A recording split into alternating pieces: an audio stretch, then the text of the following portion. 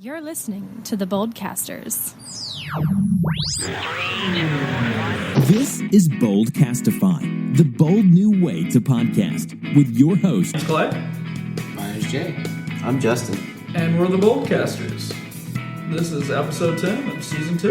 I like that better. Not this is the Boldcasters. We are the Boldcasters. We are the Boldcasters. I like that. It's kind of bold and intimidating. Empowering. Yeah. Well, let's get into a little Duval, because that's what it is. All Duval, all the time. On the Boldcasters nowadays. Well, let's touch on Daly's place a little bit, because I went to check out the Third Eye Blind concert. Went down there, checked it out. My first time there. Very spacious, open-air venue. Marvelous design. I got a third-level balcony seat. That was a great view. But I attempted to bring the GoPro in, which had the little stick on it. They refused to let me bring the stick in. But to make sure I was a satisfied customer, they comped me with floor seating. Like in the pit area? The opera pit? Aqua pit, sorry. Yeah, aqua pit. That is very weird. You really don't have a bad seat in the house, honestly. So the nose speeds aren't that bad? No. No, I guess they're only like 200 feet from the stage or something like that. Yeah, I mean, everything there. And the sound is fantastic because being down in the orchestra area, you can feel the pressure and the wind from the speakers. That's how good they are. I like that. Yeah, I do too. It's amazing. I miss the old days at concerts. Doing permanent damage to your ears, just feeling the wind blowing in your face from the subs. It took me back. That's lovely. Very much is. Reminds me of the time you once had a music scene. Probably took me back also because I was hearing the entire first album of Third Eye Blind. That's taking you way back. It did. To like AOL trial CDs. Nintendo 64s. 5.0. Tamagotchis. Probably 4.0 actually. Yeah. Biggie. IMAX. If you're rich. True. Yeah, you'd be really rich. Overall, it's a fantastic venue. They actually have a miniature Daly's place inside. It's like Daly's Inception. Yeah, it really is. Daly's inside of a Daly's. Inside of a Daly's. I mean, if you want to get cooler, you can get inside of a Daly's. Because they do have the walk-in at some Dailies, I know. Yeah. How does it connect to the stadium? That's the part I don't know. I don't know. I've seen no pictures of how it connects to the basically how it football connects to the stadium. It's very open. You walk in. You have the left, which leads you into the stadium. You take a right, and you're going into the amphitheater. Okay. It's very open. So the pictures I saw were like there'd be like an opening in the middle. It would like go straight to like the field, basically, because it busted that hole in the south end zone. Essentially, yes, but you're not using the hole to enter the stadium, obviously. But it absolutely does make it feel a lot more open because they added a lot more on that bottom level near the opening that you're talking about. They can be used during game day. The Dailies itself, the miniature Dailies, Yeah. you have a couple of new food stands that are custom, I guess, exclusively for the amphitheater attendees. But the way they've set up a lot of it, it can be used for both. Out into the field, it was kind of wide open, but you gotta go a little bit. Probably not. We're using the wrong. Probably not a hole. Yeah, hole's probably not the word you want to use when we're talking about the stadium. Pathway, passage. A very archway. large archway. Oh, hey, there you are. What is Like, nice and large? I've been trying to make sense of it in my head. Huge. So you're like, yeah, Bigly. Bigly. So you're like, you're in the Bud Light party zone. That's when you take your level up. You look forward, and it's a football field. You look behind you, and it's like seating for the amphitheater? Essentially. The Bud Light party zone, the one way is kind of like you've already envisioned it, like it's been. You come out of the party zone, and then you walk across the deck. It's not like immediate, like kind of like I thought it was. Yeah. You have to kind of like walk across a small little bridge, and then on the other side is the amphitheater. Okay. It's like a small pedestrian bridge. Yes, yeah, very small pedestrian bridge. But they're going to be able to keep people off of it on game day is what I'm trying to figure out. No, I'm not really sure, honestly. I was under the impression that they were going to allow people to walk because I guess they're going to have music going up before the games. I'm not quite sure about that. Well, I knew they were planning on doing like legit concerts the night before. Yeah, the night before. Yeah, the night before. I would assume they would do some kind of thing the day of too. Yeah, that's But what I don't know. Yeah, I'm not exactly sure how they plan to work that. It seems like there's going to be a lot going on. They're going to try to corner that off. Well, I was assuming that they would keep that wide ass open because I mean, we were actually able to walk into the stadium itself. Yeah. And Get the some sound was good good pictures though? and all that stuff. Sound was good though? Yeah, sound was great. I just personally envisioned the amphitheater itself, the seating, closer to the Bud Light party zone, i.e. you could look right out of it and walk right out of it down into your seats. If that makes any sense. And of course, then right above us on the top side, the very top level, is where you had the you call it the terrace suites. Yeah. And that one kind of like the Bud Light zone, it kind of butted to both sides. Incredible concert. The venue's beautiful. The only thing I can kind of suggest is they need some big ass fans. Buy big ass fans. Literally buy big ass fans. Yeah. Because there was no actual air going through there. I heard one side got breeze, the other side didn't. That was the complaint. I heard the other side gets hot, the other side doesn't. Pretty sure that just got established. I don't know. Wherever I was at, it wasn't bad when I was on the top. But when I went down towards the bottom row, yeah, there was no air at all. Nothing going between. It didn't help. There was nothing, no cross breeze. Yeah, but it's open. I mean, you could do an AC unit and just waste it if you want to. No, you don't need the AC. You just need some kind of circulation. Is what you need. Also, it didn't help. It was rainy and humid as all hell. Speaking of the venue, we've got. I'm sure they're gonna that stage is gonna be part of it, but they're moving one spark away from the core down to the stadium. It's a risky move, but it seems like everyone wants to go this direction. I understand they gotta survive. That's a very bizarre move. That is a very interesting move. I guess they just wanted to find some way to keep going. Personally, I'm excited. It's desperation. Yeah, it's that. Peter Romo. I read an article earlier in the week. He said that he just started flipping the bill, so to speak. I guess before Ken or KYN that's Ken. Did their initial investments, he was flipping most of the bill, and he's been the big money behind One Spark the whole way through, and the idea was like he'd give a little bit less every year as they became sustainable on their own. Well, they were hemorrhaging money, not necessarily because it wasn't a moneymaker, more because it was not greatly managed. Fact, and you could tell that a couple of times. And so that's why all the other people that used to be in charge of it they're gone. Yeah, pretty much. I don't know if you're kind of missing the whole appeal of it. The whole appeal of One Spark was like the walkability. It was the walkability, and it was the fact it was like a very huge art walk kind of feel. / like Riverside Art Market. Yeah, Riverside Arts Market. It's like a combination. Like you combine all of them. Yeah. And into one huge, massive... It was a large 4-day event that one time. But the whole point of the event is to help you dream about what could be, what could possibly be. And it made a lot of people fall in love with downtown again. Yep. That's bold. And it gave you like this idea of like, oh, this is what a vibrant downtown could be like. I mean, that's when we went inside the Barnett building. Let's say this One Spark's successful. You still don't have that at all. I 100% agree. I mean, the public opinion of the Laura Street Trio and the Barnett building and the city putting money towards that public opinion probably changed dramatically just from One Spark. They do tours of the old building and they'd show you like what their concept stuff and what they want to do with it. Like you can't get that over at the football stadium. No, away from the court. Are they going to do it on the field? Part is going to be on the field, part is going to be in the practice field, part is going to be on the stage. I think that's where the Spark Tank are. Spark Tank. Spark Tank's a good idea. Spark Tank. I mean, it's going to we discussed it should have been there already. Because I don't think you can fit 150 vendors. I was reading, and it said some vendors are going to be in the inside of the walkway. Oh no! We'll walk for like game days. Yeah, because it's pretty dang wide, and I don't think they're going to imagine that many people.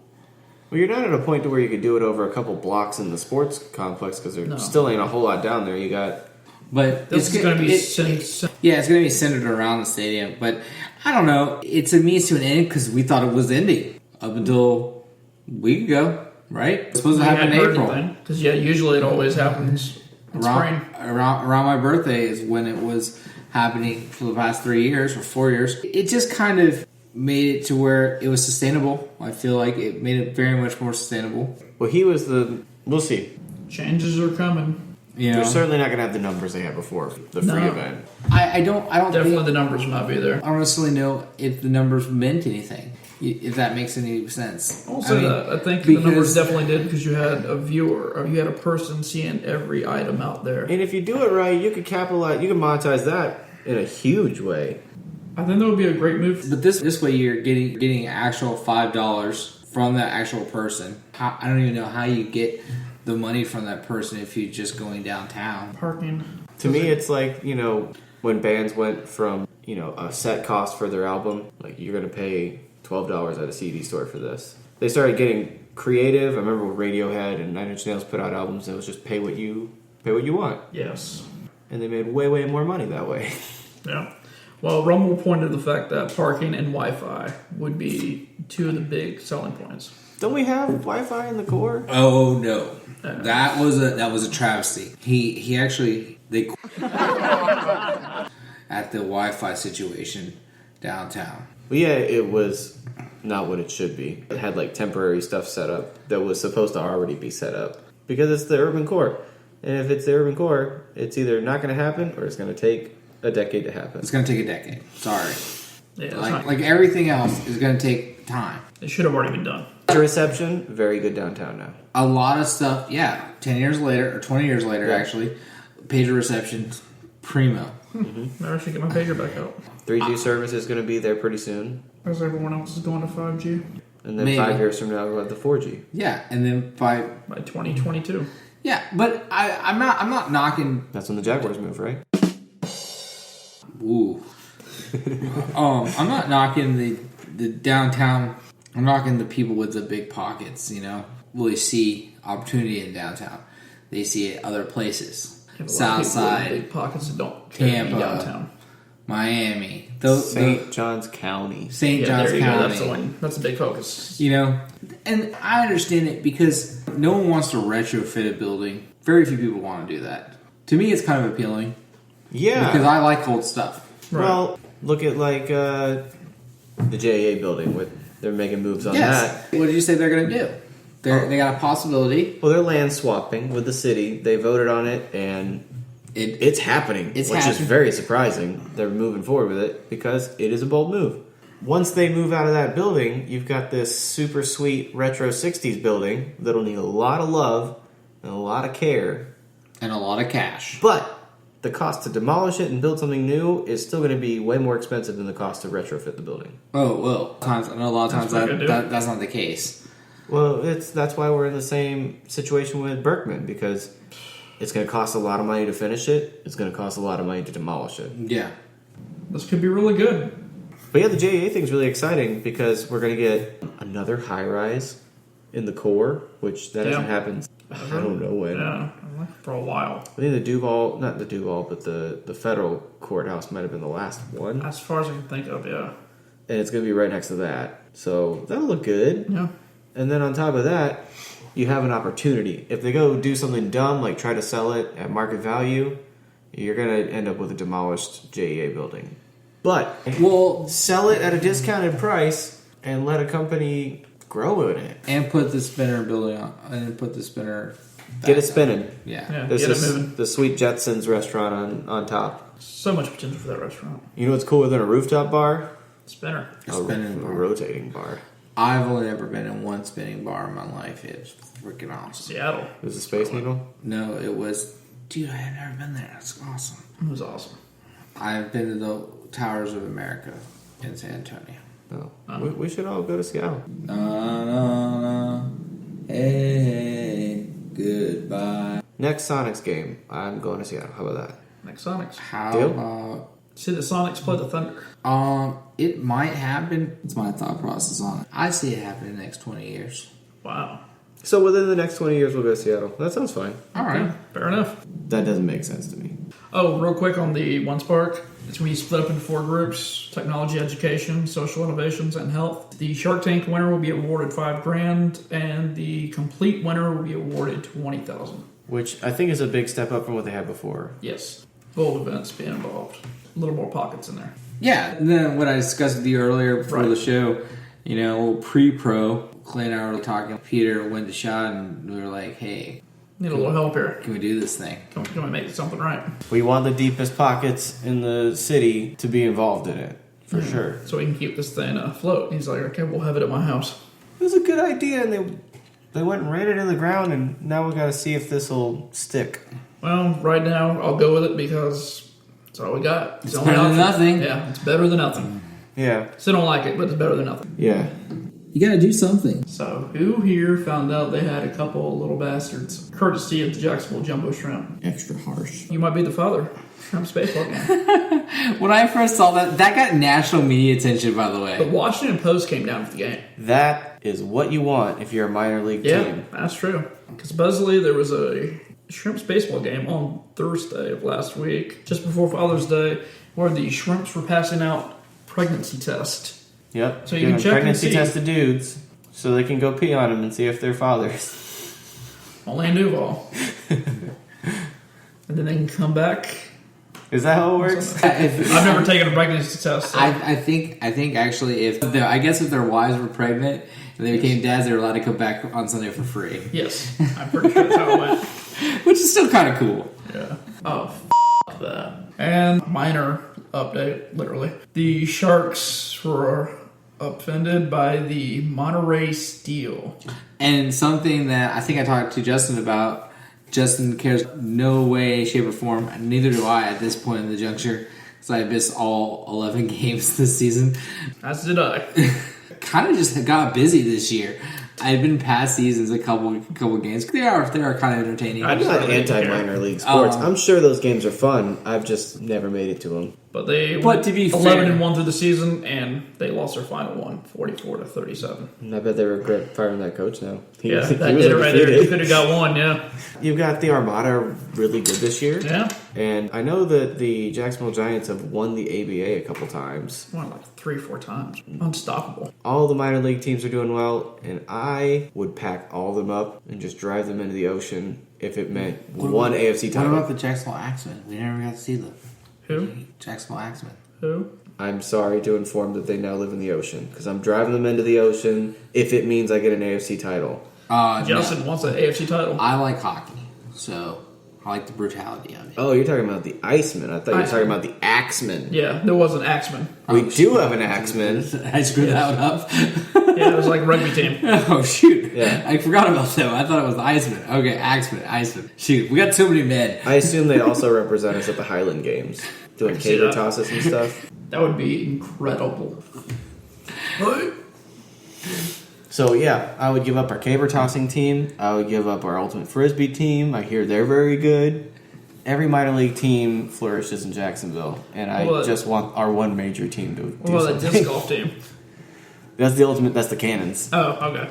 I hear they're good. I heard they on the DGPA tour. All right, well, there you go. You learn something new every day. Landing owners. 30 Or should years. I say the landing owner? 30 years. Yeah. He needs to sell it. His plan is to run it into the ground until it's a crisis situation, Literally, that's... and then the city has to give him money. That's his plan. Which we already kind of figured that's what it was, It's but a- he's pretty much said that. It's a brilliant plan. Oh, hell no. Well, it's not working. I don't know if I can call it brilliant. Well, it's not ran into the ground 100%. There's still a Hooters there. Scrap metal with the Hooters and a game room. They're already kind of starting the rhetoric like Yeah. it's a poorly managed property and we're not going to invest city money into a poorly managed property.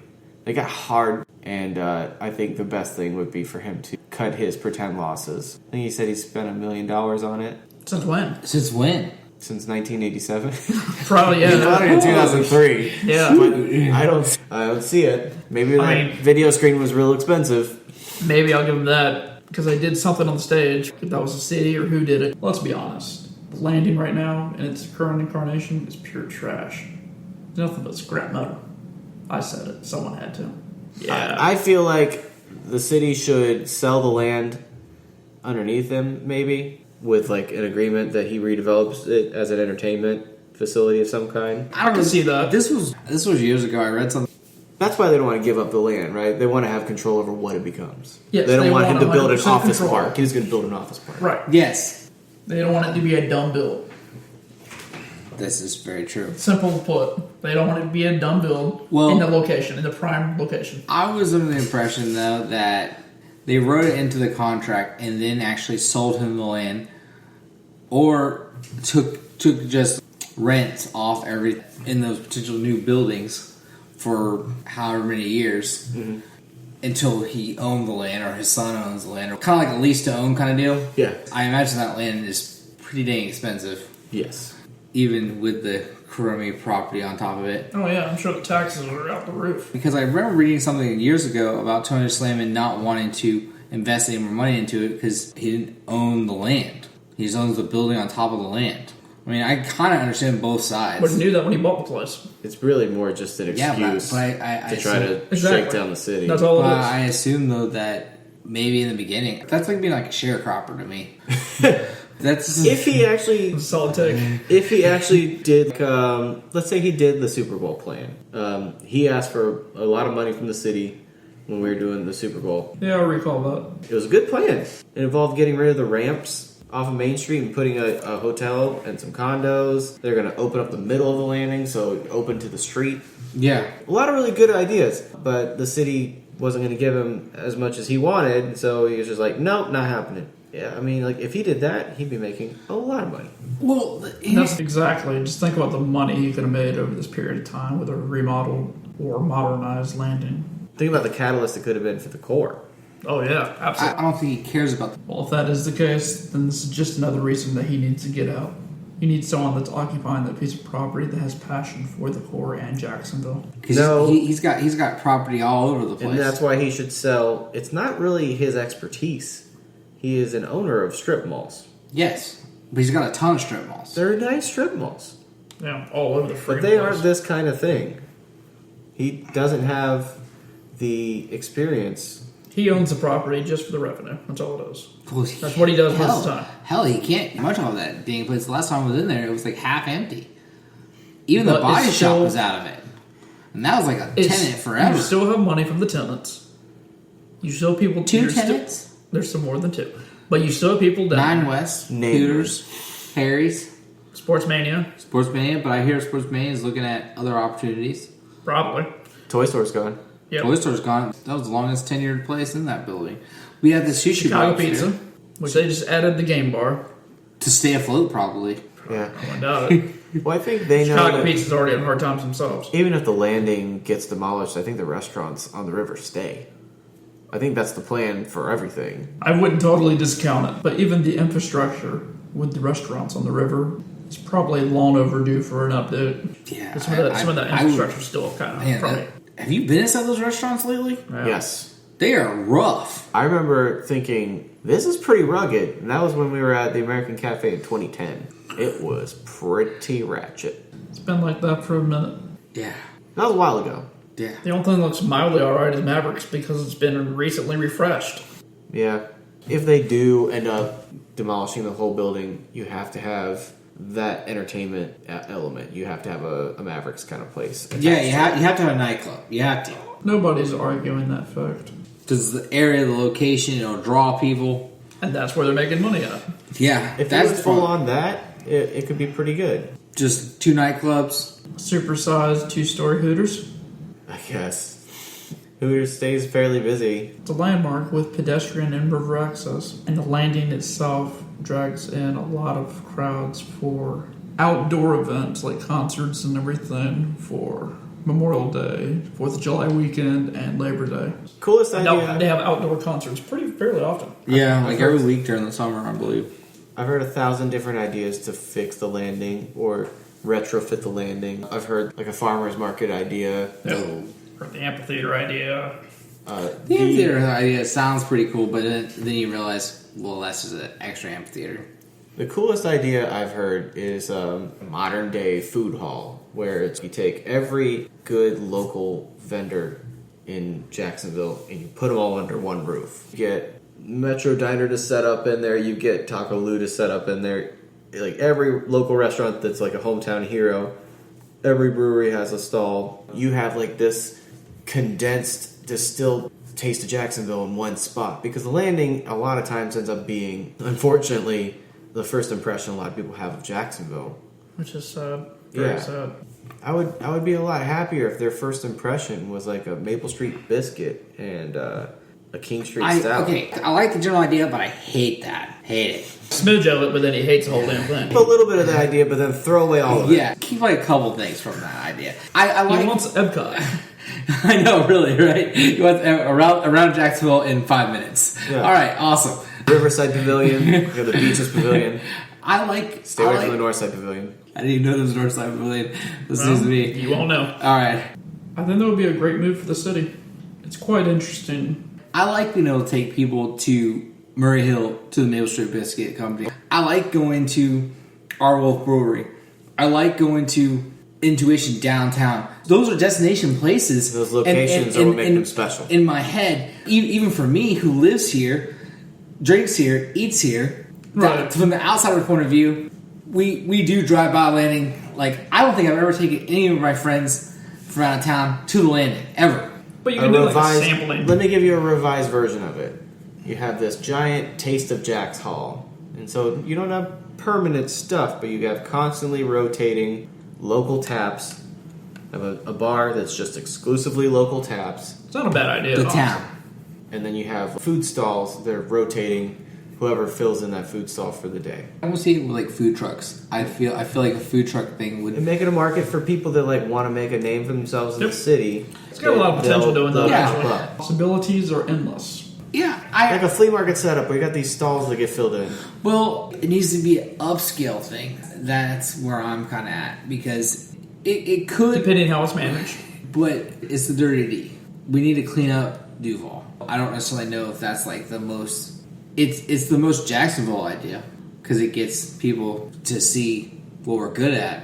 All right, what would you say we clean it up then to make it more elegant? Honestly, demolishing it and starting fresh. I don't see retrofitting that thing. It's old. I don't think age is the problem with it. And it needs to be open down the center, too. It's such an awkward, dumb-shaped building. I'm really interested to see the long-term vision for the owners and developers.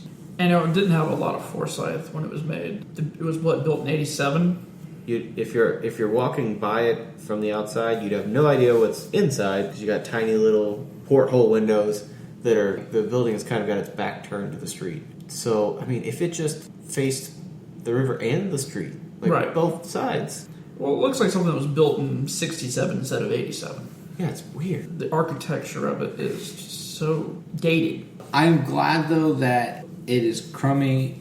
The picture that it gives when the blimp goes over top of it for the Jaguar games. Mm-hmm. Pretty odal. Solid picture. Yeah, it is. I'm even glad that they still spend the money on the lighting the Jacksonville Landing sign. It's really good until the cameraman actually does like shots from the landing. Ooh, I've never seen that. And it's not good. Just randos walking around. They have no idea football game's happening. People here. Ain't nothing happening on the landing. Except for that one lady. Oh, yeah. God bless her. The first year we took it to the limit and steal a show. There's your biggest draw for the landing. Rename it and steal the show. That wouldn't be that bad. Oh, Lord. But no, needless to say, the entire architecture really needs to happen, and probably the architecture needs to go because there's been so many innovations in 30 years. Personally, I'm excited about the outcome. And like Justin, I think you said in previous conversations that we've had, it needs to be open. Yes, it definitely does. That's your best asset. See the view. Sure. Going down that street. You need to see the river from Laura. Yeah, I mean, not only that, I mean, have the shops facing the street also. Right. So you know what's going on. It'll make it inviting. Yeah, I mean, the building's not inviting. I mean, hell, if you wanted to, you could just turn around, turn the building around. It's as inviting as that Italian place in Murray Hill. Yes, it has like no lights, locals only. Yeah, no. I mean, yeah, God bless them. I hear it's good. I hear it's great. I hear good things about them. It's a secret. All right, well, let's get to a little news of the weird real quick. Florida man calls 911 because he needed a ride to the Hooters. Instead, he got a ride to the county jail. Oh, there you go. I was going to say tilted kilt. 28-year-old Brevard County resident called 911 in a panic, telling the operator his elderly grandmother was about to have a stroke, and he was being the doting grandson, and he desperately needed to be by her side. She's on her deathbed at Hooters. At a Hooters. And he even offered gas money. They came, picked him up from a 7-Eleven gas station, and dropped him off at a Merritt Island Hooters, believing that's where his grandmother was at. Mr. Hickle was in a panicked state and really concerned for his grandmother's safety, the responding officer said. As I let Mr. Hickle out of my patrol vehicle, he said thank you and then took off in a full sprint across the parking lot and headed west. As it turns out, Strickland was not sick at all. After 3 hours, the police looked for Strickland, who was staying with daughter after being released from the hospital. In a sworn statement, Strickland told law enforcement that she never called her grandson in assistance, and she has never been to a Hooters, and she was not having a stroke. But those buffalo shrimp are good, though. Those are. They're worth the trip, Grandma. I mean, I like Cajun shrimp, but hey, whatever. Cajun buffalo's alright. Police later found Hickley at a Burger King not too far from the Hooters, assisting his girlfriend who had car trouble. He's a busy man. Yeah, I mean, he's all over the place. He, of course, was arrested for misusing 911, which is a third-degree penalty, punishable by 5 years in prison. Dang. I did not think that. I thought it was just like a slap on the wrist and a couple nights in jail. 5 years is a little bit hefty. Well, that's what you get for being a dumbass. Dang. Well, he's just trying to help his old lady. No firing squad.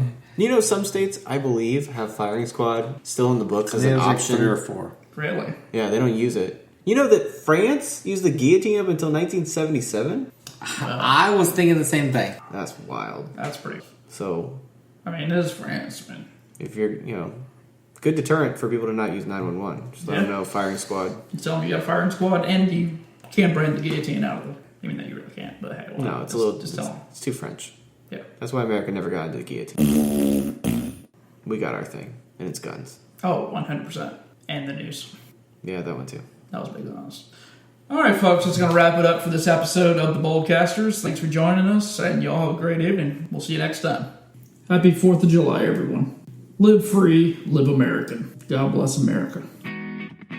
If this is your first time listening, then thanks for stopping by. This has been a Boldcastify production and is produced just for the people of Duval and beyond. Also, show notes and upload dates are found at boldcastify.com. Come back often and feel free to add the podcast to your favorites on Spreaker, SoundCloud, and YouTube. You can also follow us on Facebook, Instagram, Twitter, Periscope, and Snapchat at Boldcastify. All links are on social media. Think bold. Speak bold. Live bold. Boldcastify.